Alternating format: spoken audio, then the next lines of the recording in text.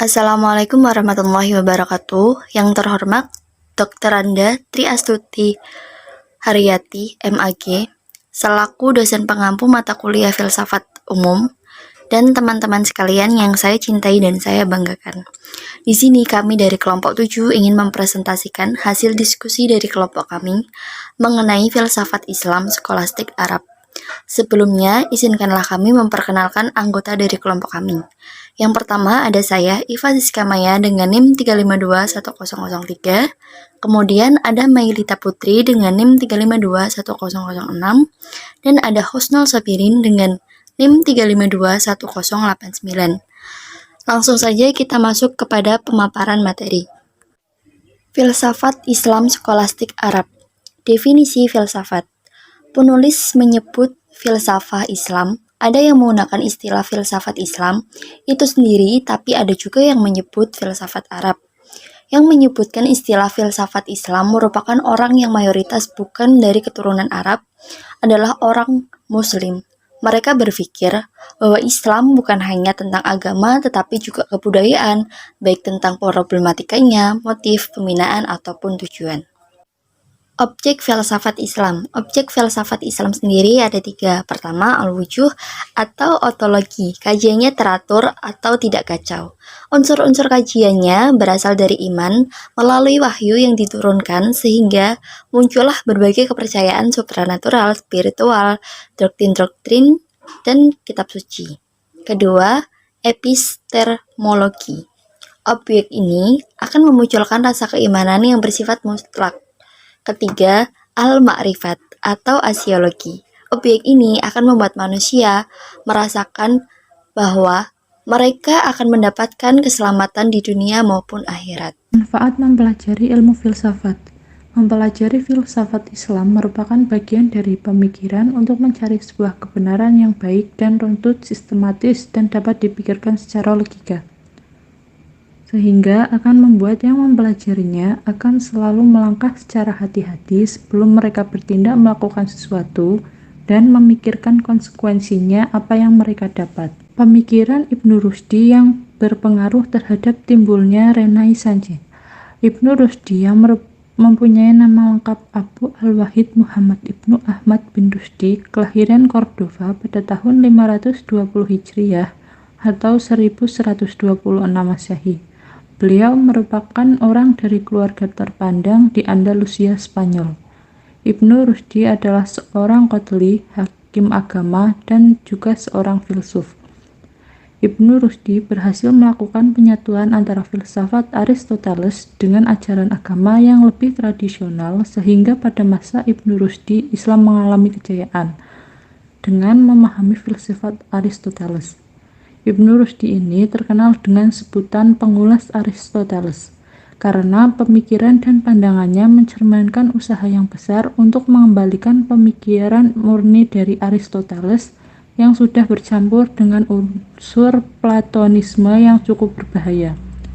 Gelar pengulas Aristoteles ini berasal dari Dante. Ibnu Rushdi dikenal dengan sebutan Averroes karena berpengaruh kuat terhadap pemikiran Kristen pada abad pertengahan. Beliau juga memiliki kontribusi yang kuat terhadap Timur maupun Barat, yang sangat terpengaruh terhadap peradaban Eropa.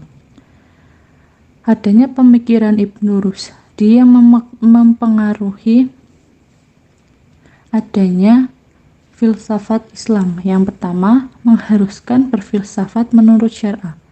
Seorang fuqaha berhak menggunakan qiyas syar'i dalam mempelajari fikih dan berhak menggunakan qiyas akli dan dianggap bid'ah oleh para fuqaha pada zaman tersebut karena pada qiyas tersebut mewajibkan seorang berpikir secara logis baik untuk filsafat Aristoteles maupun filsafat Yunani yang tidak memiliki Tuhan tersebut.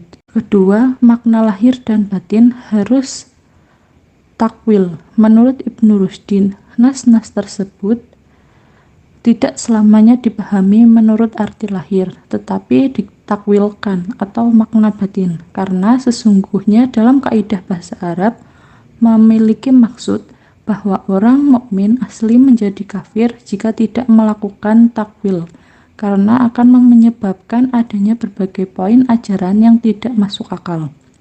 Ketiga, tentang akal dan wahyu.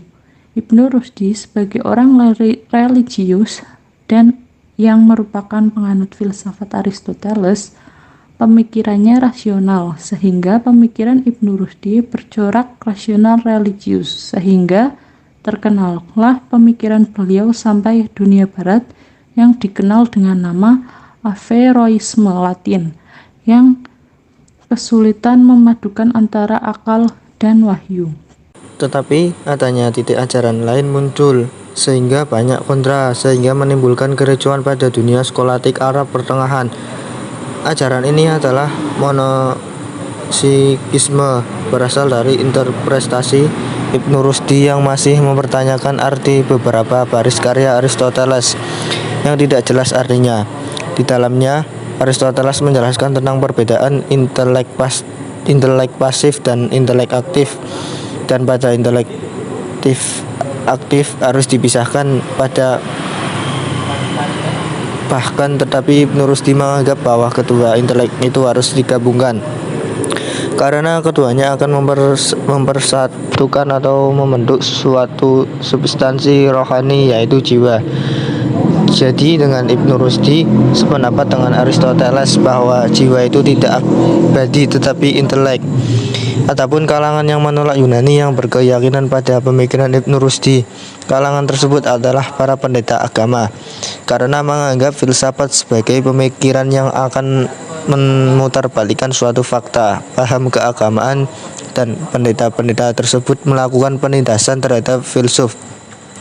Tetapi para filsuf tidak meninggalkan penggalian terhadap filsafat Islam begitu saja, tetapi malah melakukan pemindahan etnis Yahudi, yaitu mulainya adalah Andalusia yang menjadi provinsia, dan melakukan juga penerjemahan keilmuan secara besar-besaran.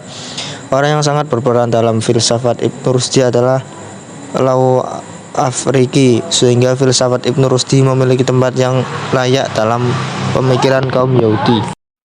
Sekian presentasi dari kelompok kami, kurang lebihnya mohon maaf.